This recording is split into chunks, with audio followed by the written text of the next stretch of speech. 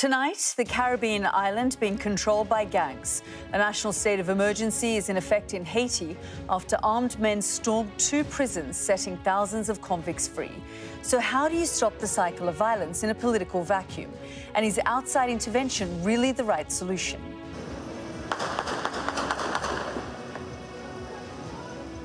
Outnumbered and outgunned, the authorities are looking to an international peacekeeping force for support. The man holding the country to ransom, a police officer turned gang leader, has demanded the Prime Minister step down immediately. This is the latest crisis after years of political upheaval and natural disasters. So can it be fixed? Also tonight, after an angry mob demanded a woman be beheaded because of the Arabic script on her dress, I'll be examining Pakistan's blasphemy laws.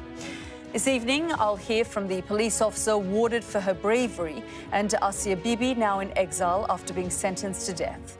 Plus, a UN report released tonight finds reasonable grounds to believe Hamas raped women on October the 7th. That's all coming up on The World with me, Yalda Hakim.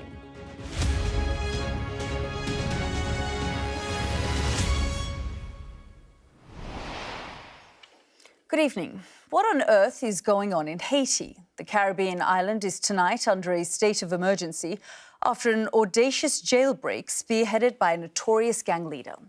Police stations were attacked, at least 12 people were killed, and more than 3,700 convicts were freed. The man behind it all goes by the nickname Barbecue. A self-styled Robin Hood figure, he's demanding that the current Prime Minister steps down. He's accused of involvement in several massacres in the capital Port-au-Prince, 80% of which is controlled by his gang. For decades, Haiti has either dominated or fallen out of the headlines. 2 earthquakes, a hurricane, a charity abuse scandal, multiple crises which have led to increased illegal migration to the United States. The island has been repeatedly failed by the international community and by its own political leaders. I'll hear live from a former member of government in a moment, but let's get started with a report from our chief correspondent, Stuart Ramsey, who travelled to Haiti last year. Even by Haiti's standards, this is chaos. A deadly and violent gang-orchestrated uprising against the authorities. It's basically an attempted coup. The storming of 2 prisons and the mass breakout of thousands of its inmates has sent shockwaves through the country. Cells are now empty. Bodies are still inside the prison compounds. But some prisoners have not left. They say the breakout was lethally dangerous. It was a very difficult situation last night. There was a riot in the prison and our lives were at risk. What we needed to do was shelter ourselves because there are a lot of shots and we were afraid for our lives. The violence on the streets has forced people to gather up belongings and look for safer areas to wait for things to calm down. The gang violence has spiked because the Prime Minister, Ariel Henry, is finalising plans for a peacekeeping force to come from Africa to Haiti. A collective of gangs is led by Jimmy Chirezier, known as Barbecue. He says the gangs are on the people's side and against the government. Men with weapons are not your enemy. Arrest Ariel Henry and you'll see how these weapons are not to cause any harm. They are symbols of our freedom. Last year we spent a day with Barbecue in his territory in Port-au-Prince. He is an out-and-out gangster, but sees himself as a sort of Robin Hood, who is always in danger. He warned at the time that any foreign intervention here would lead to more violence. But if they try to resolve it with guns, I think certainly many people in the slums will die, and they will kill mostly innocent people more than the guilty ones. The truth is, the Haitian security forces and the civilian government are ineffective. To all intents and purposes, this entire country is now controlled by a federation of gang bosses. It's arguably a world first. Stuart Ramsey, Sky News. Well, Haiti's surge in violence follows years of instability exacerbated by 3 big natural disasters. From a tropical paradise to a nightmare, Haiti has been in a fragile state since 2010, when a magnitude 7 earthquake struck the country. It was described as one of the worst natural disasters of the century. More than 220,000 people died. 6 years later, tragedy struck again. A Category 4 hurricane hit the region. Hurricane Matthew killed hundreds and destroyed thousands of homes. But it was the assassination of this man, Jovenel Moise, the country's president at the time, which caused the political situation to spiral. He was shot and killed at his home in Port-au-Prince in 2021. But as the investigation got underway, this happened. Another catastrophic earthquake. 51 people have been charged over the murder, including Moise's wife, the former prime minister, and the ex-chief of police. Without a functioning government, armed gangs quickly filled the power vacuum. The violence escalated, displacing thousands of civilians. So is there a way out of the crisis? What this mission is bringing is hope for the future. Unelected Prime Minister Ariel Henry recently traveled to Kenya to drum up support for a UN-backed security force to help his government regain control. But it's unlikely that an international force can stop the cycle of violence without political stability. Well, joining me now is Matthias Pierre, Haiti's former elections minister. Thank you, sir, for joining us here on the programme. Your country is terrorised by armed gangs. Definitely. I think at this point, violence spread all around Port-au-Prince. It's a total chaos in the country now. And all points of entrance to the capital are blocked by land. And now I think since last week, the gangs managed to penetrate the international airport. So now international flights and local flights are blocked. So everybody is strangled and the population is in distress. And then I believe that all of this is the result of the lack of will of the actual prime minister to respect the political settlement that was signed December 2022 with the goal to organize elections. Part of that political settlement was to restore law and order and also call for an election. But he's saying the insecurity in the country right now prevents him from doing that. I think that's a language that works for many. There's no security, no elections.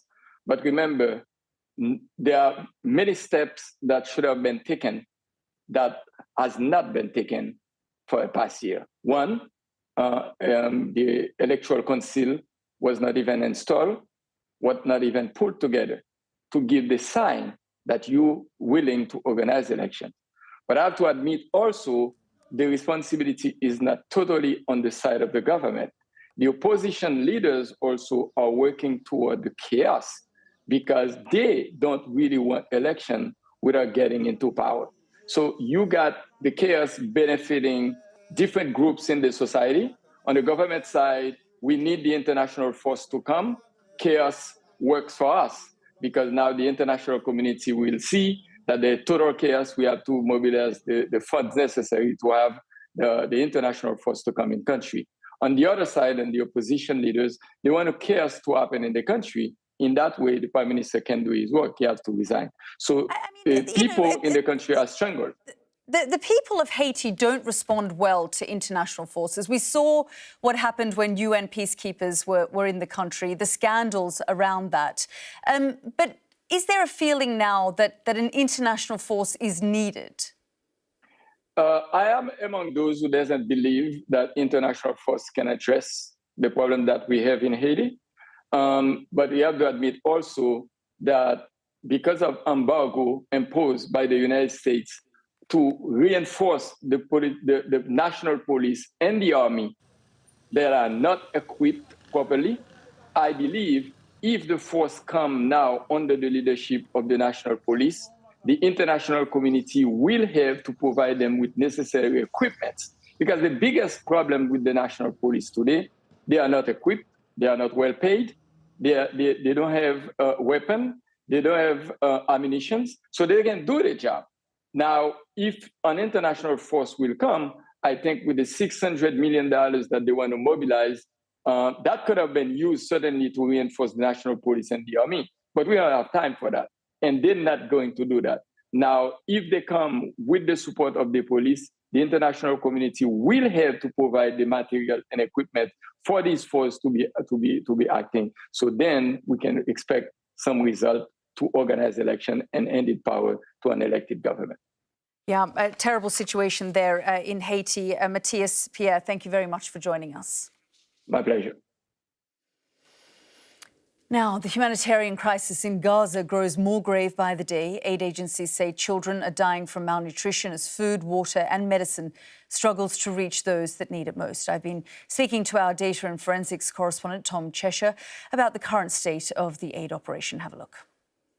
Tom, Israel's staunchest ally, the United States, is now saying enough is enough. We need to get aid into Gaza. Yeah, really blunt criticism. The Vice President saying no excuses, it needs to happen. Now, Gaza is a place, we'll show you on this actually, the Gaza is a place that's always been reliant on aid. Before the war, you used to get 500 trucks per day going in. Now, we haven't had that since it started. October the 7th, obviously, those borders were shut. It started to come in more with that ceasefire when that happened. But since, we had the International Court of Justice calling for Israel to increase its aid, actually, since then, it's got slightly patchier. The thing where it's changed is actually when we come to yesterday. This is what the Israelis have said. 277 trucks have made their way into Gaza.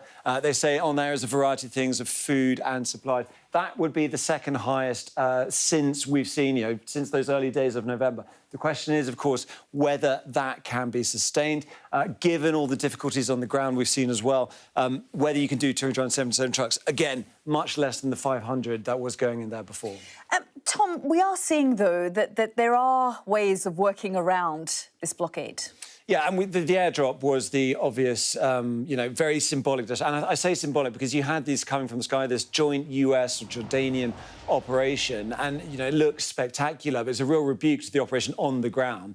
The thing is, you only had 38,000 meals being delivered on that. You think 500,000 people in Gaza are in crisis when it comes to food security. Now, crisis is defined as starvation, destitution, things like that actually being apparent. You've got 2.2 million people who are facing some sort of severe food catastrophe. So that's what we're talking about. That's more or less the entire population of Gaza. 38,000 packages per day is not going to go anywhere to address it. You need those trucks going in. That was Tom Cheshire from our data and forensics team. Let's bring in tonight's studio panel, journalist and author Latika Burke and former Foreign Office Minister Alistair Burt. Thank you both for joining us. I'm just listening there to Tom and the conversation we've been having for so many weeks now, that the desperation of aid into Gaza, they were finding ways to work around it. But it's quite extraordinary that the United States would have to find a way around Israel's sort of blockade. Yes, distributing by air is the least efficient way of delivering aid. You're not in control always of where it is, of what's happening on the ground. It's difficult enough to get it in by land, as we saw from the tragedy the other day.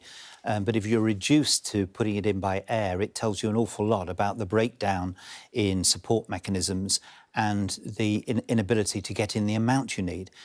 Everyone's been working on the basis that you need 500 trucks a day to get in. That's never been achieved. It's never been anything like it. So the humanitarian crisis has just added to the other crises that are part of the Gaza experience. Well, exactly what Tom pointed out there. I mean, 38,000, parcels of aid for almost 2 million people who are in Gaza. It's a water drop when they desperately need a flood and a thunderstorm.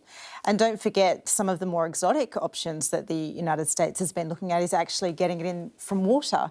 I mean, that's how far some of their contingency measures are going. And it does look like this has been a failure of the United States to leverage their relationship with the Israelis in the right way. Alistair, that is a big question around leverage. One would assume that it's the United States and only the United States that has a huge amount of leverage over Israel. Why isn't Joe Biden using it? I think the relationship with Israel is complicated for the United States. It's even more complicated during an election year.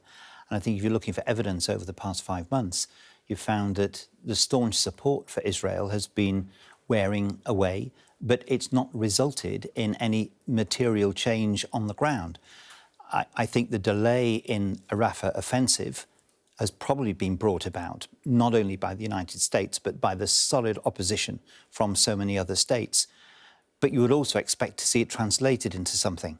What's also interesting at the moment, as you've been reporting, is Benny Gantz, an Israeli opposition leader, is in Washington. That has apparently annoyed Prime Minister Netanyahu, who is conveniently forgetting his own visit in 2016 behind the back of President Obama in order to address a Republican Congress. So something like that has happened before. It's an evidence of strain with the state of Israel, but particularly with Prime Minister Netanyahu, and the sense that the American administration has worn very tired of what he is doing, his leadership, and I think they're looking for something different, but that can only come through the Israeli people themselves. So many American officials have now been very vocal about how they feel about Prime Minister Netanyahu. You know, they've made it clear that actually he's not a partner that they really want to be working with right now. And we saw Vice President Kamala Harris come out saying we want an immediate ceasefire, which is a new policy position from the United States, and one that was immediately followed by others in Europe and, I dare say, in Britain, if we haven't already. But the other thing I would say here too is I think one of the mistakes that have been made, I understand the bear hug strategy, which is after this attack happened, hug Israel very close. Tell them they are your friend so that you can then talk to them in the right way. Well, I don't know that that's happened. And perhaps that's been an earlier failure with Netanyahu too, stopping him from going further. Well, Biden's always said behind closed doors we're putting pressure, but we need that bear hug, you know, in public. But where have we seen the results? I mean, the settlements are a very good example here of where actually failing to be a tough friend to Netanyahu has led Israel down a road it didn't need to go. I think Israel must know that the next stage in this process will be a resolution against Israel in the UN, which the Americans and the United Kingdom will vote for. And that will be a significant step. But this is all very well. It's got to produce action on the ground, and that has got to be twofold. The hostages must be released. There is no reason for them to be held. All the pressure comes on Israel because people can pressurise Israel. It's a state, it's a government. Nobody's pressurising Hamas except those behind the scenes. But the hostages need to be released, and Israel needs to appreciate there are consequences to its actions which in the international community are deemed to be unwise or counterproductive. Then we can move forward with the overall settlement that Israel and the Palestinians need. That will come if we see the shape of a peace deal, right, before Ramadan. But how long? And then it's up to the Arab world to put that pressure on Hamas. Indeed. Indeed. Well, let's just go to the next segment, which also involves the Israel-Hamas war. You'll remember a few weeks ago, I spoke to an Israeli reservist who prepared the bodies of the female victims of the Hamas attack for burial. She told me she saw evidence of sexual assault. Well, in the past hour, the United Nations envoy on sexual violence said there were reasonable grounds to believe Hamas raped women during those attacks on October the 7th. Here's our Middle East correspondent, Alistair Bunkle. It's 150 days exactly since Ziv and Gali Berman were taken hostage by Hamas from Kfar Aza, the kibbutz near Gaza, where the family lived. 150 long days since the twin brothers were last heard from. They are very strong. They have the ability to brush problems off of them. They are very humorous. They are in hell. Liran Berman believes the Israeli government is doing all it can to bring the hostages home, but the wait for news has taken a toll.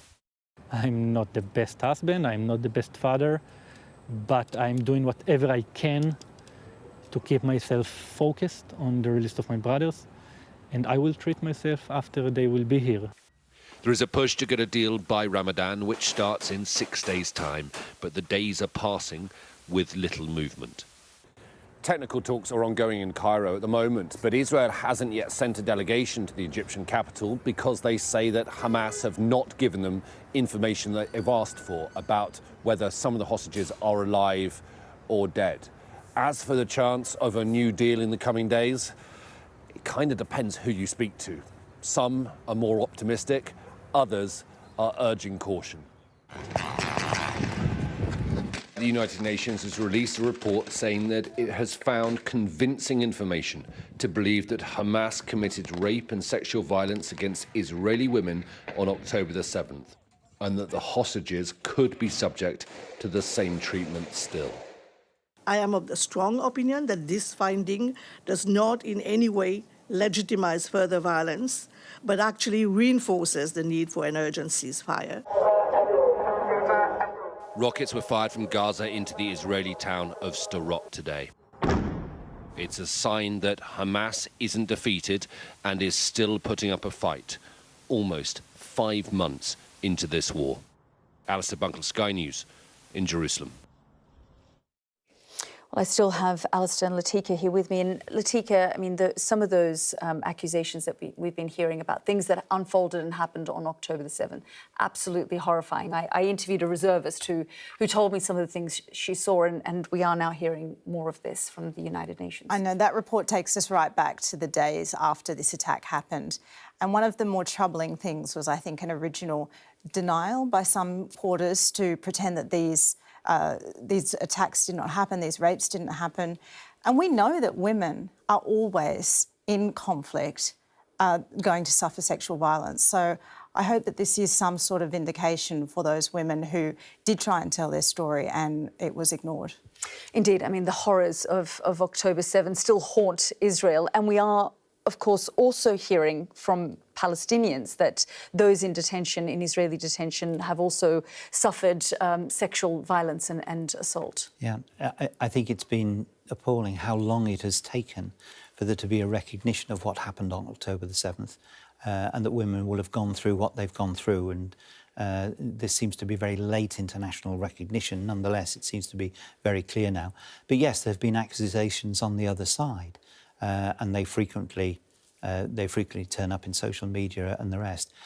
Almost any situation in which women are likely to be victims of oppression of one form or another, being seized for detention purposes or something like that, the risk is always there, and all too often there is found to be an element of truth in those. Trying to find out the actual detail is terrible, but all those who are involved in conflict situations say violence against women is a given in virtually every situation. In Haiti, for example, I work with International Rescue, the charity. They've been in Haiti since 2010. They say gender violence is prevalent. Maybe 20% of women have experienced it. So whatever the circumstances, whether it's detention on the West Bank, the awful circumstances of October the 7th, which I think were in a class all by itself, or anywhere else where men are in a position of power, the risk of damage and violence to women seems always to be there, and it's horrifying. It is indeed horrifying. Before I go to the break, just quickly, Alistair, do you think that a deal can be reached and we might see some kind of truce or ceasefire by Ramadan? I do, but what would I know? I mean, it's just that it can't go on. Every day is a disaster for everybody involved. It's a catastrophe. And the only thing that can provide a ray of light is a cessation of the violence, the exchange of hostages for prisoners, and the beginning of a process that will actually see a resolution of this so it doesn't come back again. And of course, you want to be optimistic in those circumstances, despite evidence heavily to the contrary. Alistair, Latika, we'll keep you here on the programme because we've got much more to talk about in a moment. But stay with me because we have a powerful film coming up, the story of another human tragedy in Ukraine. We'll hear from a grandmother grieving for a family of 5 who were killed in a Russian missile strike.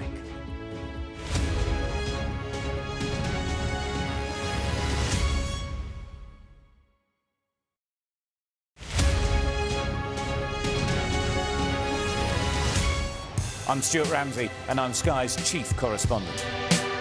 Well, there's a real sense now that people are beginning to expect that this whole airlift is coming to an end, and they're really, really desperate. We saw snatch squads going in, grabbing people and putting them into trucks.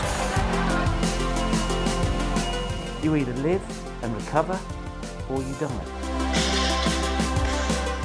Okay, so that's like a war. That's the war, yes. We help you understand the world with us. Over the past 24 hours, the soldiers have been attacked on a number of occasions. It's really sending a clear message that Venezuela is eager for change. We've been crushed. We take you to the heart of stories that shape our world.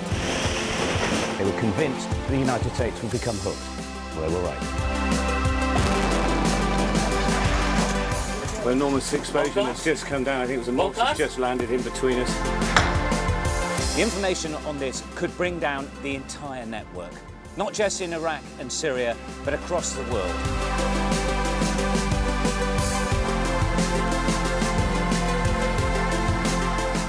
thought I could throw a bit of pig with drawn. It's so hot.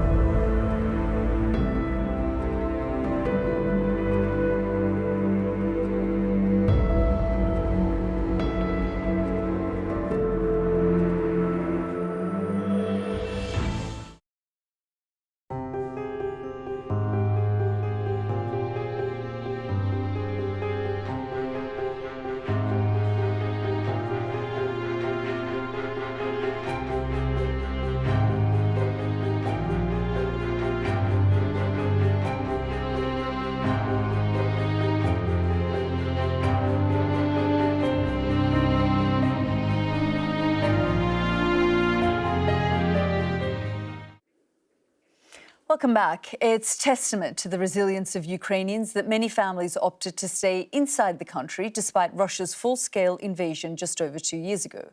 But they have paid a heavy price, with 10,000 civilians losing their lives. Sky News has heard from the grandmother of a family of 5 who were all killed following an attack in Ukraine's second biggest city of Kharkiv last month. Our international correspondent John Sparks sent this report from Kharkiv. In Ukraine, another calamity marks the night sky. Another disaster in this war-torn state. But there's nothing typical about this. On February 10th, the Russians hit a fuel depot in the city of Kharkiv. 1 million gallons of diesel and gasoline poured into the streets, flowing like lava into a nearby neighborhood. 15 homes were set ablaze in a blistering river of fire. Tatiana Putetina lived at number 32 with her son Grigory and his family of 5. The children were asleep. There were 3 of them, 7, 4, and 10 months old. They just didn't have time to get out, to gather the children. Tatiana was visiting a relative on the night of the attack. Her loved ones had stayed at home.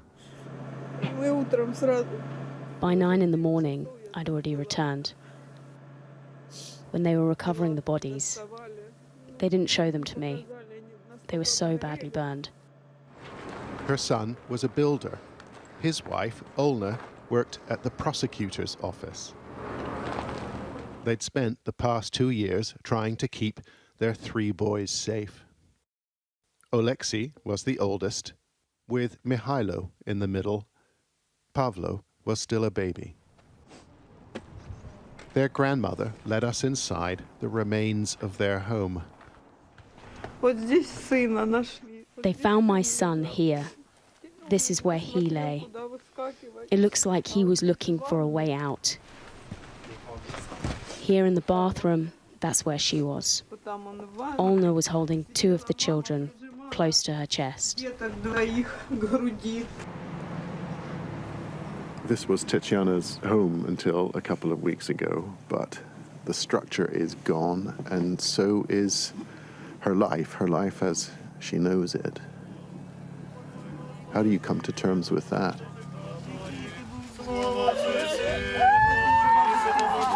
The funeral was held 3 days later, with Tetiana and other family members stricken with grief. 10-month-old Pavlo was buried with his mother.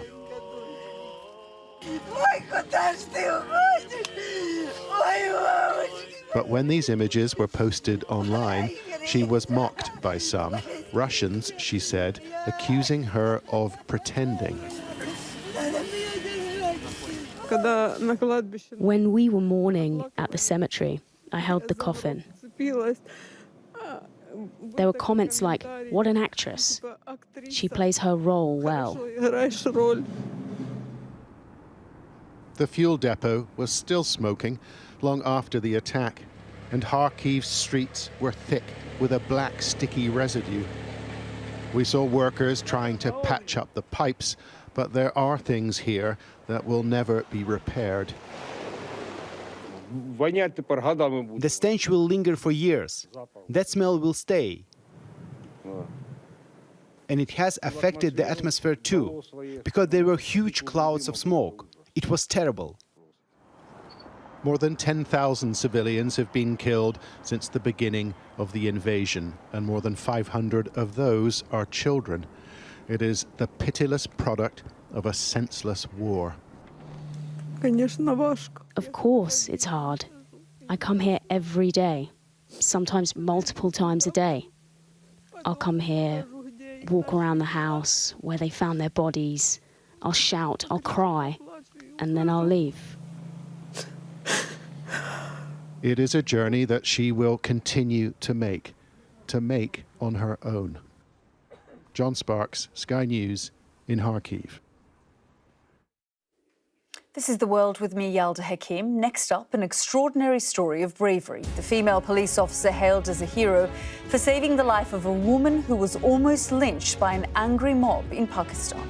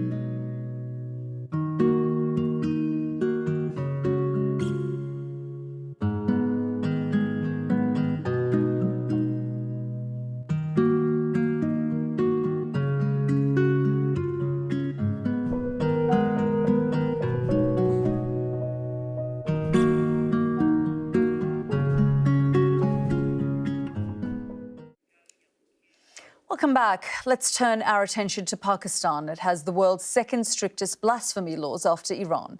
About 1,500 Pakistanis have been charged with the offence over the past 3 decades.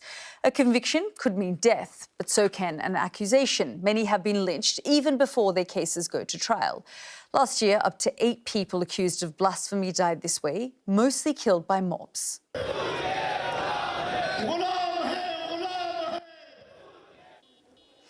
You'll remember the name Asia Bibi. This is how religious hardliners in Pakistan reacted when the Supreme Court overturned a death penalty ruling against her in 2018. A Christian, she served 8 years on death row after an argument with her Muslim neighbours. And it's not just happening in Pakistan. Take the case of Farkhunda Malikzada, who in 2015 was falsely accused of burning a Quran in a religious shrine in Afghanistan. Her killers beat her to death and threw her body in a river. Dozens of men filmed the attacks. Several police officers stood by and did nothing. किसी को कोई शिकायत नहीं आई इस तरह के वाकयात हमने 3 पूरे निभाए हैं. That's why these scenes filmed in Lahore are so surprising. A female police officer pleading with a crowd of 200 men, some calling for the beheading of a woman whose clothing they thought was etched with verses of the Quran. Crucially, it wasn't. I spoke to Assistant Superintendent Saida Sherbanu, who's just received an award for her bravery. It could have escalated. Yes, my own life was in danger. Yes, there's no doubt about that. The team which was present on ground, their life was in danger. There's no doubt about that. But there's certain things that you have to do in the line of duty, and at times you have to go beyond that line of duty. Our lives, when we're in such a situation, they become pretty secondary and not so important because the life of the victim is at stake. And then the image of the country is at stake. When you went in, you managed to get her out of there, again, with great risk. What did she say to you afterwards? When I got in there, she said that she would be killed and they'll kill her. Afterwards, when we got her isolated, we had her in a secure location. I made her change her clothes. That's when she smiled for the first time. And the first thing that she said was that she wants to go back to her family and she wants to meet her child. That was the first thing that she said. This is not an isolated incident, as you say. We've seen this happen time and time again, not just in Pakistan, but in the region as well. What do you hope will change from this? Because, of course, this won't be the last time we see an incident like this.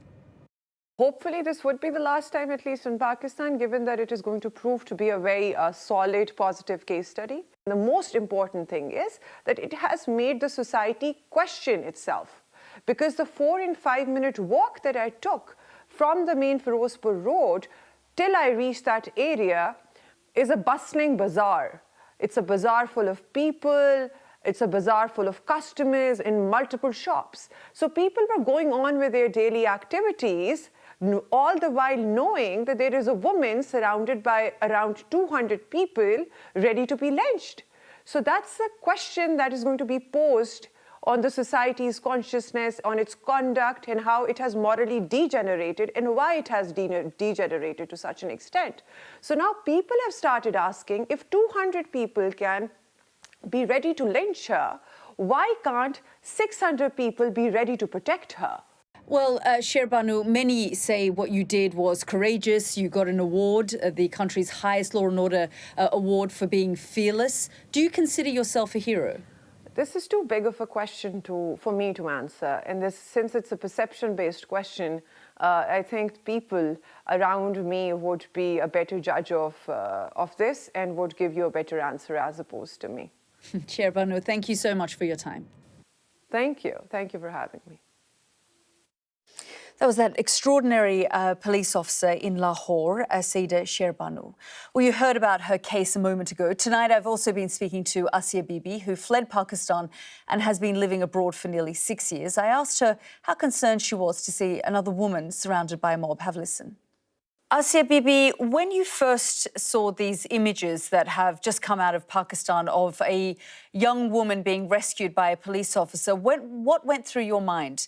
आप ज़रा मुझे बताइए कि आपने जो ये हादसा लाहौर में जो हुआ, जब देखा आपने क्या सोचा?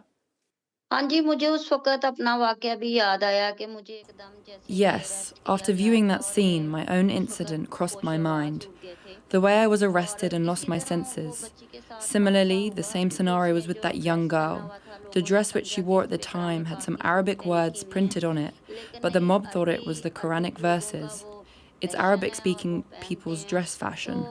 We Pakistanis should verify something first before taking any action.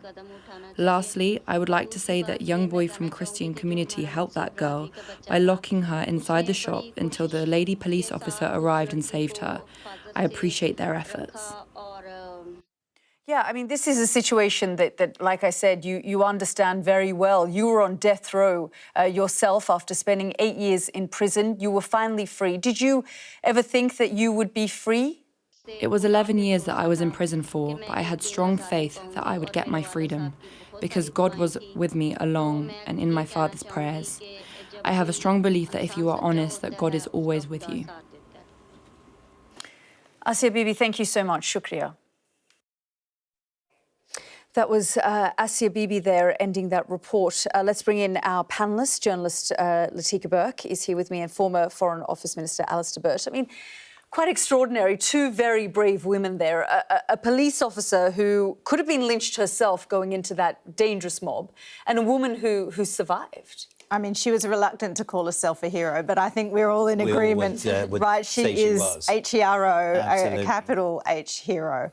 What a remarkable story. And, you know, we have talked about a lot of negative things, but I actually took a lot of optimism out of those two interviews, because there you have two extremely articulate women standing up for what is right. And you have this scenario now of particularly this officer showing leadership from the police. You know, this is not from the politics, this is not from government.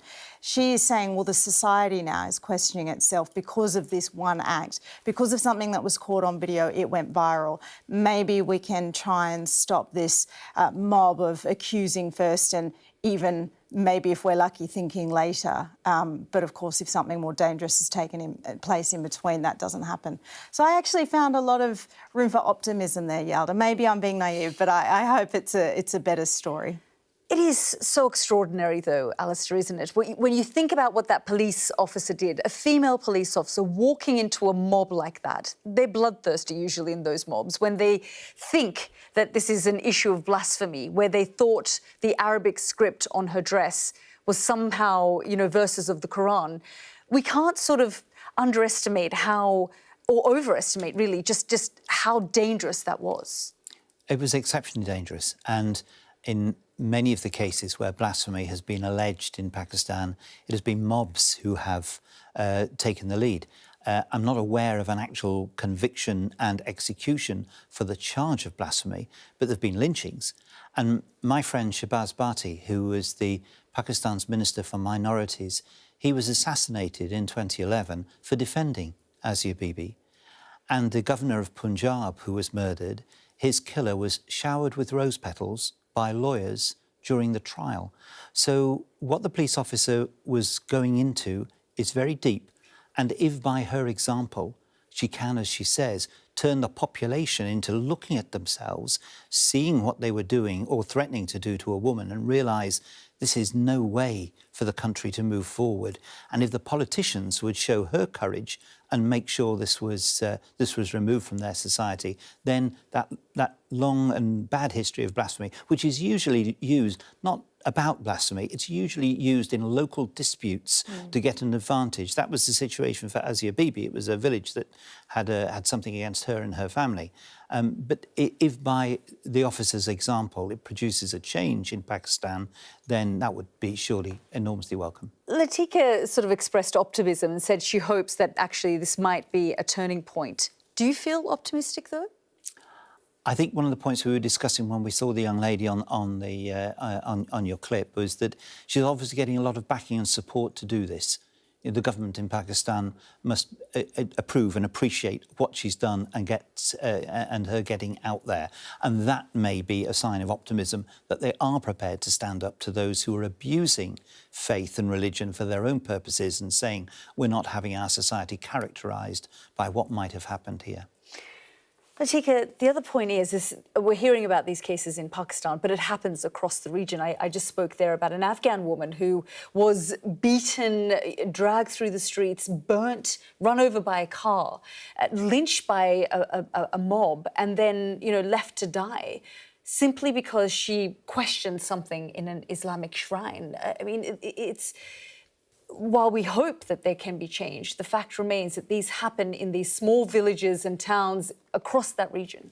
Yeah, it is happening in the context of religious extremism growing.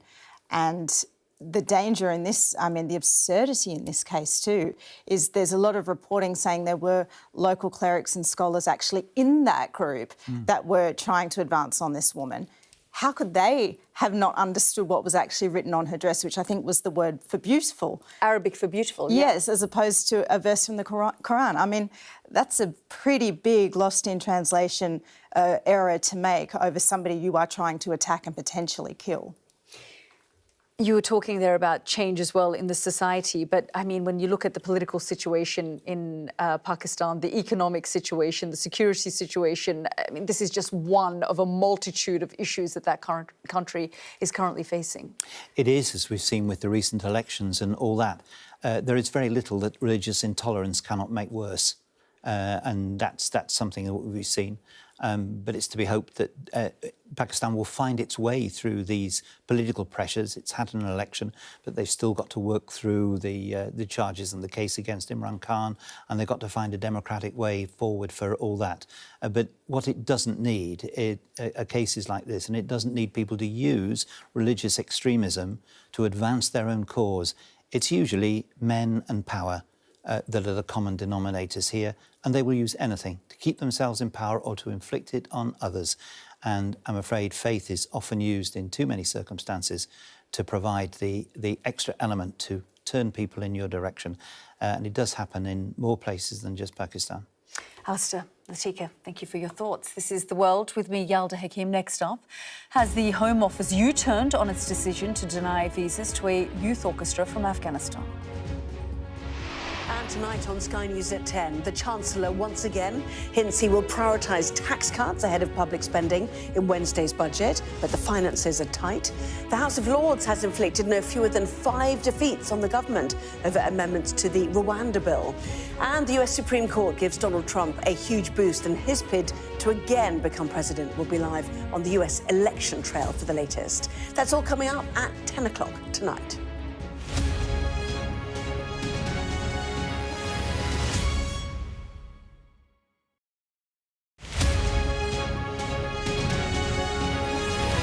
So we got some of the most amazing British classic dishes which we were doing at the Oscars.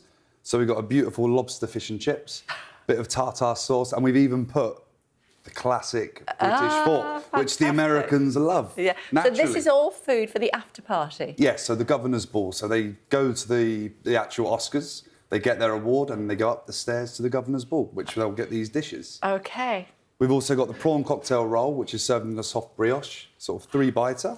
Amazing. A little bit of caviar for the Oscars. Yeah. So, last of all, we've got the amazing Wagyu roasted Yorkshire pudding, roast beef, creamed horseradish and watercress, and it is absolutely amazing. So hopefully they like it. Oh, I'm sure they will. How do you decide on the menus? Or which one should I try first? Can I try? Oh, you can try one, yeah. Probably the prawn cocktail roll to start, yeah. Amazing. There you go. Thank you. I'm going to have... Do you want some? Go for it, yeah. Do you want a prawn?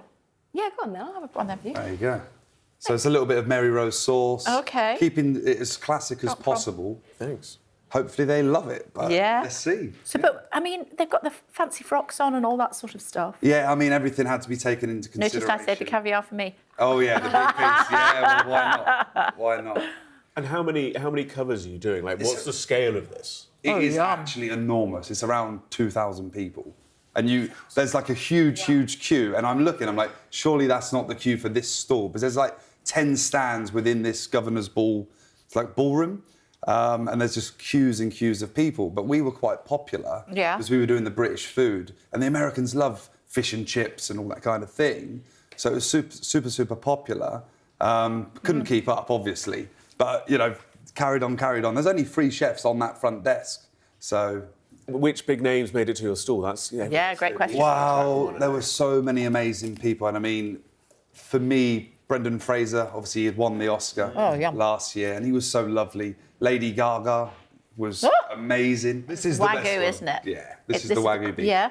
And we roast the Yorkshire pudding in a little bit of Wagyu fat, so it gives it that sort of shine and crunch. It's a lot more sort of luxurious than normal. Right. But it's delicious. And do they come back for more? Do you have to say you've already had yours? They do, and some people will be asking, can I have extra beef, and being cheeky, but that's all good.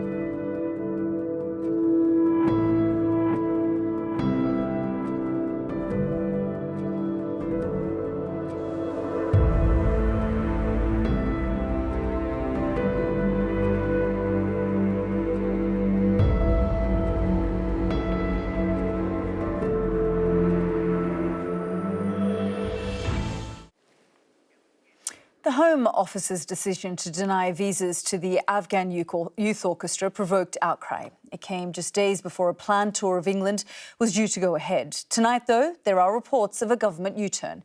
In a moment, we'll hear from one of the members of the orchestra, but first, here they are in action.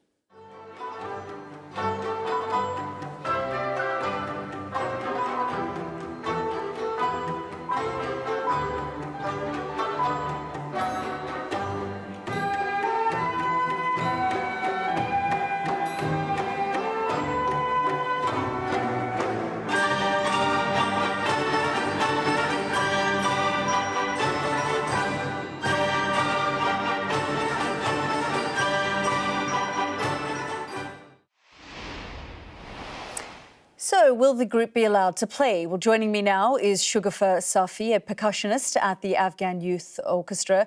Shugufar John, salam, I hope you're well. Thank you very much for joining us here on the programme.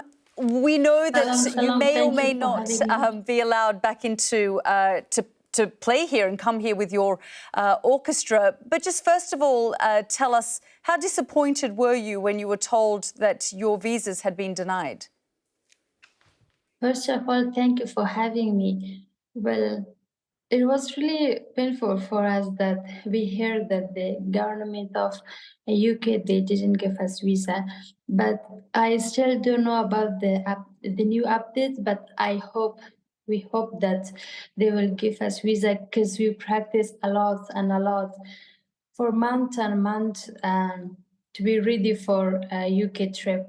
And I still have hope. If we even had dress rehearsal and a small concert in our conservatory, so it means a lot for us to show music, Afghan music, for the world. And I think this is something that positive way of Afghanistan, that we wanna keep alive Afghan music. Yes, it's been a very difficult, very painful few years for you and the rest of the orchestra, because, of course, you had to be evacuated from Afghanistan. You were taken then first to Qatar and then eventually to Portugal. Have you been able to freely play all of your, the rest of your orchestra? Are you all there together? Yes, it was really hard when we were in Afghanistan to play music. But yes, as you said, first we moved to the Qatar, and now we are in Portugal, Braga and Guimarães, and different cities. But even now we had, like in Portugal, we had a lot of concert out of Portugal. We went to the Germany, we went to the Swiss, to Tajikistan, and even our small groups, they went to the many countries and they showed the beauty of Afghan music. But it's really painful that I don't know why the UK government, they didn't give us visa, but we have still hope. Yes, well, hopefully we are hearing that may be reversed, and you'll be able to come here with the orchestra. Thank you so much, Shugufur John, for joining us here on the programme. Thank you very much. Thank you. Well, that was Shugufur Safi there, a percussionist at the Afghan Youth Orchestra. We hope that they'll be able to come, and we're hoping that we'll have them here in the studio when they do. Thank you again for joining us, and good night.